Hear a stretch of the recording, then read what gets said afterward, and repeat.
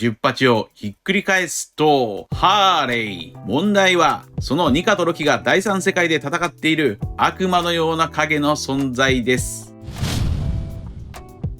どうも、ワンピースの弟と仮面 YouTuber、ゆるてなんぼのゆてらんです。ありがとうございます。いいね。チャンネル登録してね。今回考えたいのはエルバフ編の展開、物語の構図です。エルバフ編の展開は新天ハーレーが先取りしていると思われます。一緒に考えていきましょう。よろしくお願いします。1138話で描かれた古代からの落書き、子供の夢である新天ハーレーはエルバフ編の展開や神の騎士団によるゲームを先取りしていると思われます。なぜなら新天ハーレーとは子供の夢の落書き、一方神の騎士団たちは子供の悪夢、落書きを具現化していました。そんな神の騎士団のゲームの舞台を確認しましょう。神の騎士団のゲームのフィールドはこのようになっています。このフィールド全体と新天ハーレーを見比べてみると、どちらも木がメインであり燃えています。神の騎士団のゲームのフィールドはフォージュアダムの枝の上で行われています。この枝の道の名前は樹道8号線、略して10パチと言います。そこで10パチを数字に変換してみましょ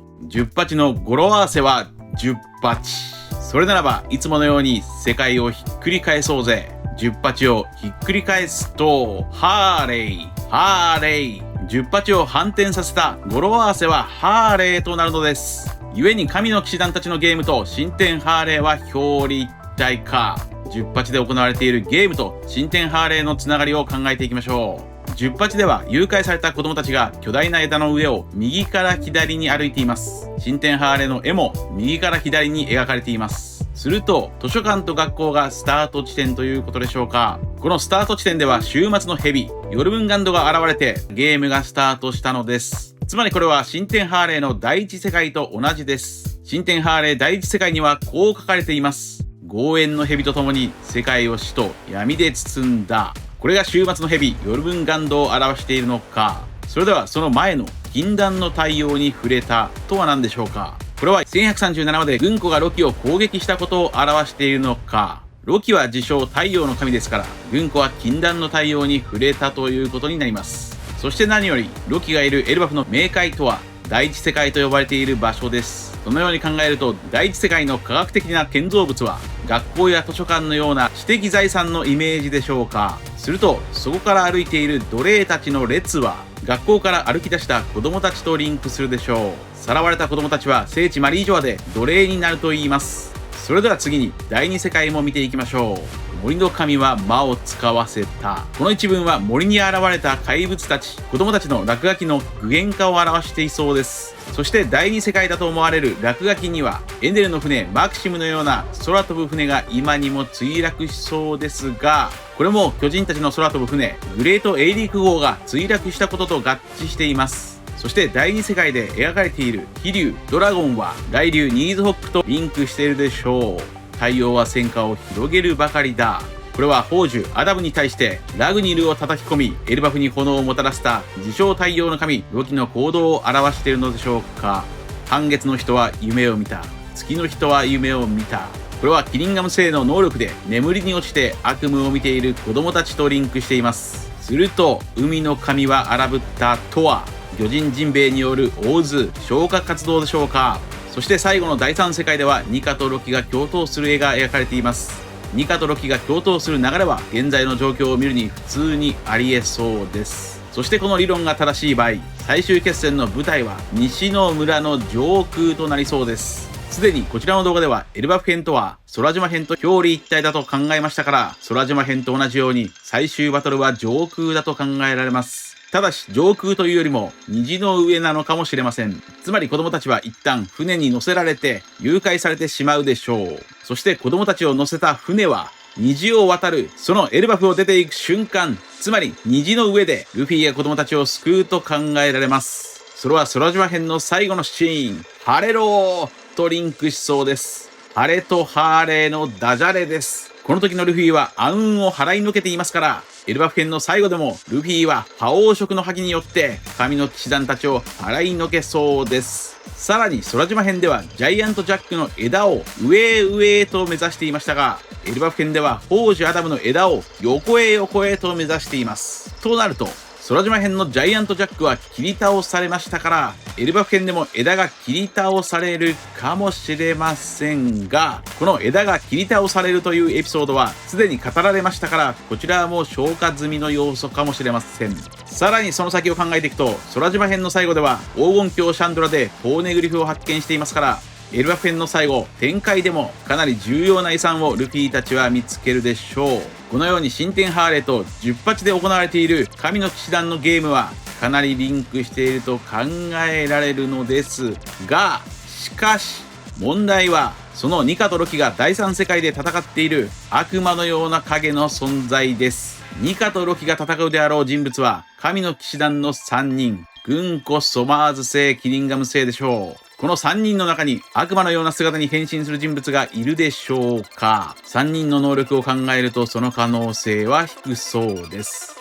するとこの悪魔のような姿に変身する人物が今後登場しそうです。悪魔のような姿に変身する人物とは誰か。それは考えられるパターンが3つあります。1つ目のパターンは神の騎士団追加メンバーです。最終地点西の村の奥には城があります。その城には魔法陣アビスがありますから、もしかするとそこから神の騎士団の追加メンバー、悪魔のような姿の人物が降臨するかもしれません。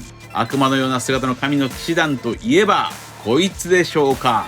こいつがエルバフに追加で召喚されれば新天ハーレーの絵が完成しそうです。これが1つ目のパターン、可能性です。2つ目のパターンはキリンガム星の能力です。誰かを眠らせて悪魔のような恐るべきものを具現化すれば、この悪魔のような影がエルバフに現れることになります。そんな展開の伏線があるとすれば、それはギャバンのセリフです。ギャバンは具現化されたロキについて、子供たちはロキの強さを知らないから、ロキの落書き、幻影は弱いと言っていましたが、逆に言えば、本当に強い存在を知っているものから、恐るべきものを取り出して具現化すれば、その幻影の怪物はかなり強い存在になるはずです。それではその可能性がもしもあるなら、キリンガム星は誰からその恐るべきものを取り出すというのか。例えばそれはギャバン。元ロジャー海賊団としてあまたの戦闘を経験してきたギャバンが恐れるものを具現化できれば、それは最強クラスの強敵となり得ます。もしくはロキが恐れるものかもしれません。ギャバンまたはロキの恐れるものが現れれば、ルフィたちは苦戦しそうです。それでは次に、その恐るべきものとは何なのか。それは例えばジーベック。世界最強の海賊団の船長の幻影が現れる。それはかつてギャバンがゴッドバレーで戦い、そしてロキが子供の頃フルボッコにされた恐るべき海賊であり、憧れの海賊です。ロックス・ディ・ジーベックの悪夢の幻影が現れれば、それはもちろん最強クラスの敵なのです。つまりジーベックの悪魔の実とは悪魔のような姿だった可能性。これがジーベックの悪魔の実だというのか。この考察はかなり茹で上がりすぎましたが、しかしこの可能性がもしも実現すれば、それはルフィ VS ジーベック、夢の対決が実現しますし、そしてさらに幻影とはいえロキが憧れた海賊ジーベックをルフィが倒せば、ロキはルフィを認めて麦わら大船団の参加に入るでしょう。まあこれはただの個人的な希望の考察です。3つ目のパターンはロキ本人であるパターンです。先ほど考えたように10鉢とハーレーは真逆です。真逆ならば悪魔のような影はロキが変身した姿かもしれません。その悪魔のような姿のロキが神の騎士団たちを攻撃することで、新天ハーレーとは逆パターンが成立するからです。以上の3つがあの悪魔が現れるパターンです。とにかく10鉢で行われている神の騎士団のゲームは新天ハーレーとリンクしていると考えますから、この戦いの最後にはやはり新しい朝が来るでしょう。太陽は回帰し、新しい朝が来る。彼らはきっと会えるだろう。回帰とは一周して戻るという意味ですから、エルバフの人々は最後にはきっとロキと分かり合えるはずです。何度も言っているように、ワンピースの裏テーマとは27年前からずっと仲直りなのですから。以上です。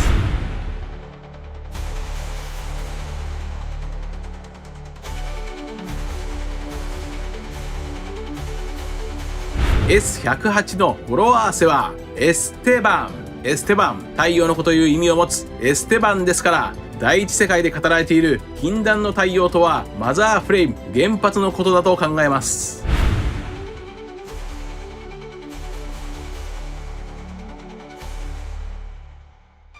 1118話の類似話数は18話、118話、1018話、1108話です。18話ではシャンクスにもらった麦わら帽子の話、118話ではミスター3がリトルガーデンに登場、3=3、太陽。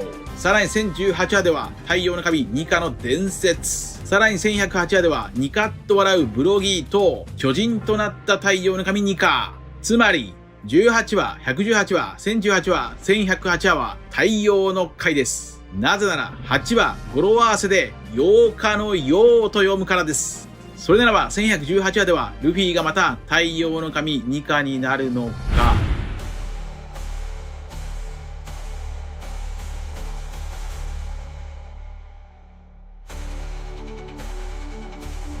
皆さんはどう思われましたか？ご意見や考察してほしいなどがあればコメント欄までよろしくお願いします。ありがとうございました。チャンネル登録やコメントよろしくお願いします。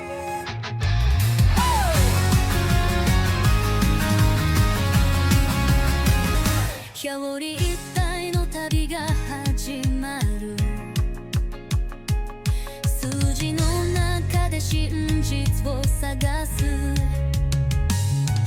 語呂合わせてヒントを見つけて茹で上がる理論、それは茹で論。謎を解く数字とカバの魔法の奇跡。釈迦じゃないよ、でも目覚める心。釈迦より先だよ、謎は深いのさ。どこまで行けば全部わかるの。止まらないガトンが私たちを伸ばす。回る回る頭のギアは謎解きのため君と一緒。